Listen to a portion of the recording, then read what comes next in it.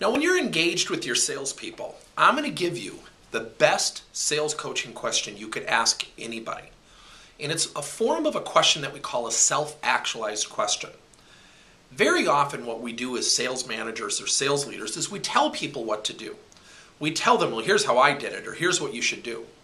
A self-actualized question really frames their mind in the form of a question to go create success. Let me give you an example. What are you going to do to successfully negotiate that deal where we don't have to lower price so much? And what could I do to help you prepare for that? So the idea behind a self-actualized question is to ask a what question combined with a success imperative. What are you going to do to successfully gain more first level appointments as a result of your cold calling? What are the first three things you're going to do to create greater success using social media to get engaged with more prospects? So again, if you ask this question, it does something very powerful. It frames their mind as to what not only they need to do, but the way they need to think. Because more times than not, when we tell people what to do, they come up with reasons why they don't want to do it or why your suggestion won't work.